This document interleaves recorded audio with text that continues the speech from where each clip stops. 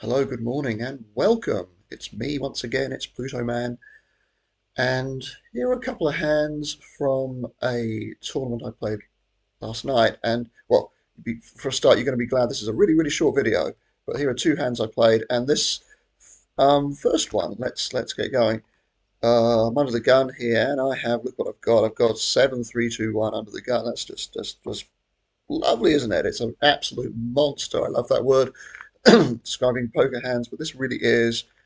Um, it's so there's one possible four Badugi. There are four fives. There are 10 sixes, and this is the next one, the very best seven. So this would be the 16th best hand, best Badugi you can have. 16th best hand. There are 715 Badugi, so there are 699 of them worse than this.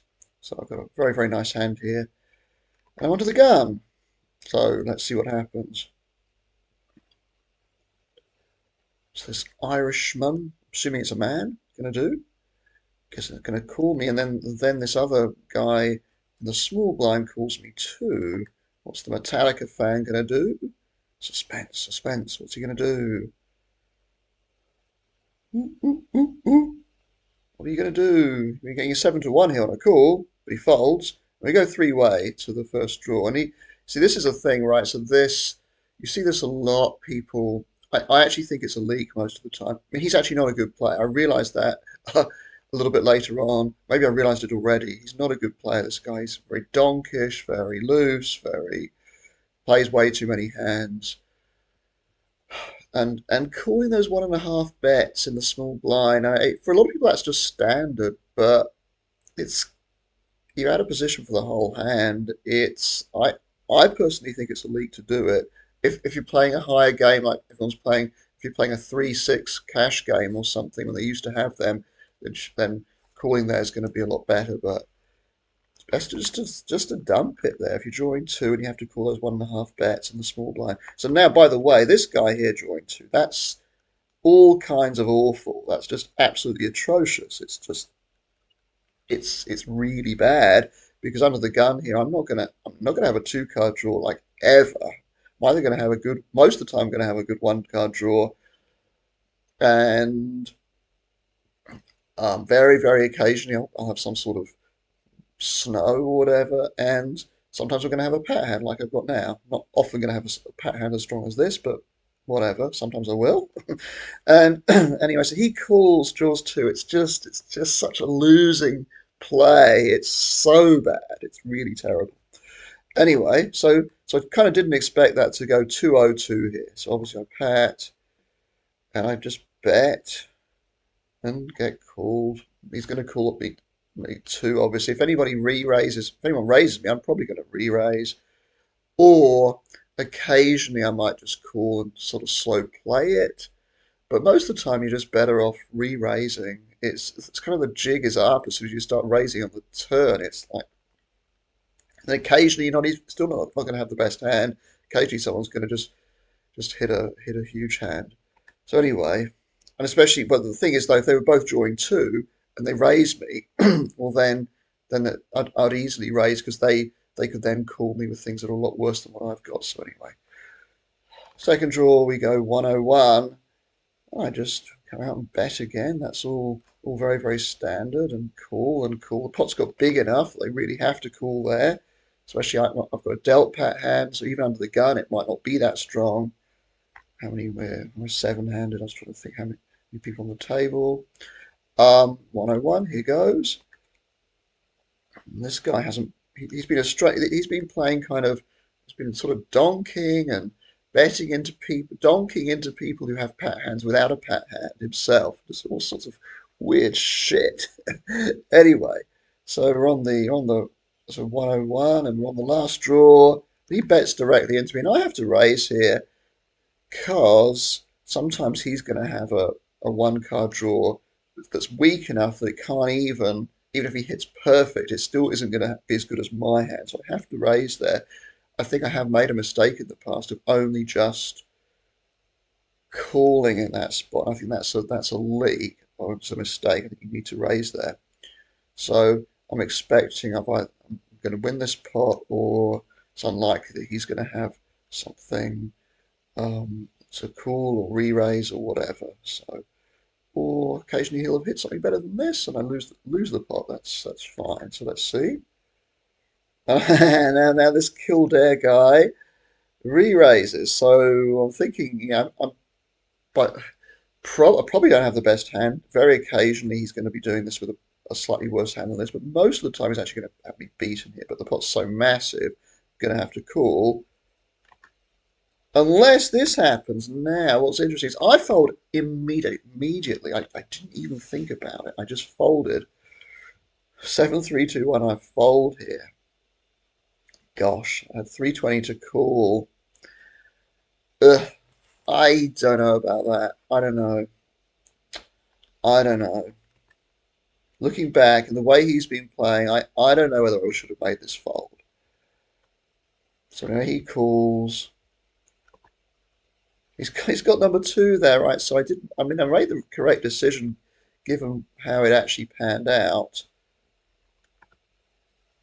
And I don't think I get to. I show what they had there. No, no, no. So what was the funny thing was he actually did have. He had a hand that was. He had 7-4-2-1 there. That was a funny thing. He actually had one. I didn't show it here, but he actually had one tick worse than my hand. Of course, the other thing to think about, if he is, some people get attached to the ace deuce combination in this game as if it's sacred or something. So there's a very, very good chance he actually had that when he called me. It's like you've got ace two, you've got to play this, you've got to play it. So I think he probably had that to begin with. So it does make you think as well if somebody is raising on the river and stuff that they probably have a Badugi that includes the 2-1. So we all had the 2-1. I had 7-3-2-1. He had 7-4-2-1. You had 5-3-2-1. So he did have one of the very rare hands actually that he was value raising with that was actually worse than my hand. But then when he put in the fourth bet, I mean, against somebody else, what I know is the only reason why I think maybe I shouldn't have folded there was because it was him against somebody else. Then yeah, who I knew better, who was just a lot more standard, a lot more a lot more correct, I suppose, in the way he was playing, I would, and I think the fold is definitely correct. Here, I think it's close. I think it's actually close. Yeah, we'll just see it again. Got some chips going in here, and I fold. So it's very rare. It's very rare that you're going to fold to that sort of action. It's very rare that you're going to fold a nut seven. If you never fold a nut seven, it's probably not going to be too bad. Anyway, so the second hand then, so he makes a nice pot, he doubles. His stack is basically half of his stack is from that pot there. So you'll see that quite a lot. Even at this early stage of the tournament, we're only at the third level of the tournament at the moment. So this time on the button, which is kind of nice. It's nice to be on the button with a hand like this. And Jack 10 under the gun. Jack 10 under the gun, he might want to fold. Seven-handed, yeah, probably going to let that one go on under the gun. But here, if someone raises, I re-raise. Um, Anyway, I'm not getting involved if someone raises then re-raises, or if someone raises and calls, it gets a little bit awkward. Probably still have to re-raise though. Okay. So he does call, that's interesting. So he just makes the call there. And I happily raise it. I don't happily, I don't love this hand. It doesn't help that there's a limper in here, but I'm gonna raise here. And then he re-raises. And the thing is, if I'm planning to just cap this. He's really short here, so he's probably um, just maybe over this tournament now. So I'm going to be capping this, but then but he decides to cap here. Now I don't like this at all. I'm getting what 5-1 on an immediate call here, roughly, but I'm assuming it depends if he folds, which he's likely to do now. If he just limped in, he's going to fold most of the time now. Um, so he does, and I fold pretty quickly here. And I think that one's a lot more clear cut than the other one. It's not often that you're going to be raising and then folding, but it's not often you're going to get a three bet and a cap from the blinds. That doesn't happen. You can play 5 or 6 tournaments and it won't happen in any of them, right? So we've had two hands here. They're both happening in pretty quick succession. It might have only been one two hands in between them, where you've got an extreme situation. And yeah, and whereas that first one, I don't know if my fold was so great, even though it, as it turned out, was the correct thing to do. Here, I think the fold is pretty clear. The reason is because, well, assume you don't have a pair hand for some reason. Well, then you've got well, just doing it in my head now. Against one player drawing one card, you're going to have the assuming neither of you have a pair hand. You both are on big draws or whatever. Well, then you're gonna win that hand if it goes to the river, which it probably will, considering the pot's got big now. Um, you win 4 out of 7 times with a jack against one player. So you can basically square that. 4/7 squared, your chance of winning, 3 ways, which is, what is that in my head? It's about a third. It's a third of the time you're actually going to win. So you've got 1 in 3 times, you're going to win with a jack 3-way, right?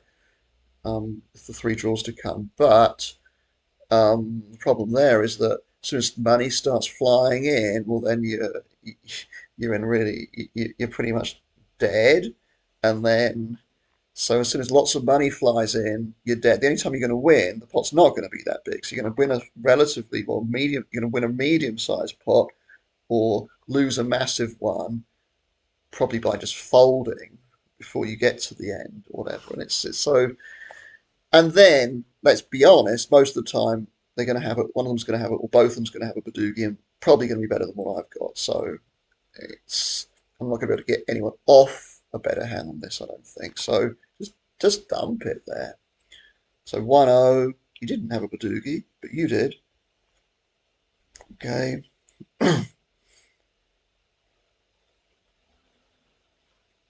And okay, so he's just getting all his chips in now. He actually did hit, but he had a jack. So he was three bet probably, I guess, in the 8-2-1. Nothing wrong with that actually. You were pretty short there, and so nothing wrong with the way you played that hand. The way you played that previous one though was atrocious, and it's going to lose you money. And it's kind of interesting seeing that from somebody who plays a lot more Badugi than what I do. I play a reasonable amount, but he plays a lot more. He's there every damn time I open this tournament up. He's there, and he thinks that's the way. He thinks that calling a raise with a 2 card draw when somebody raises under the gun, just calling those 2 bets cold is okay, right? So anyway, so he got eliminated. If he came back in, it was a funny tournament, this one, because well, I then hardly won a hand for a while. Started off okay. I won a couple of nice pots right at the beginning. Then and I went all the way down. I think I made a bad call at one point. I tried to pick off a snow and didn't work. And um, uh, I I got down. I wrote it down. 280. I had 285 chips, and then I actually ended up in this 4-way pot. I had a 2 card draw. I hit on the river, so I was drawing 2 on the last draw. I hit 4-2-1 on the last draw, and that was enough to win that four. No, it didn't win the pot, did it? It tied. I tied. Somebody else had the same hand, so I got like so 4-way. I doubled my chip stack. I was into 500 and something. Then I think I doubled that, and then I doubled that at one point, and none of those hands did I ever make an actual Badugi. That was the sort of bizarre thing. So I won like 4 or 5 pots in a row where I was all in and never had a Badugi. And then I managed, so 11 got paid in the tournament out of like however many there would have been, 50, 60 or so, I suppose. And I finished eighth. Could have got really, really nice at the final table and just sort of I ended up just not having a lot of chips there, Uh, at one point, it looked like I was actually going to bubble the tournament too, and I managed to sort of survive. People were playing really, really tight, and so was I actually. And I thought, because at one point I was a little bit ahead of the bubble spots, and I thought, well, if I can just wait for someone to get knocked out, I'll survive. And but they never did, and I had to make a move at one point. Luckily, it worked out. But Didn't make a lot, just a bit better than a min cash. It was a good day for me yesterday with the poker, on the poker tables. I had three cashes, including this one, and those other two were much, much better than just finishing eighth. So, spoiler alert. So that was that. I hope you enjoyed that little short one today. And yeah, I will put up some other videos. Enjoy the day. Hope it's as sunny where you are as it is here today. Yeah. You take care. Bye.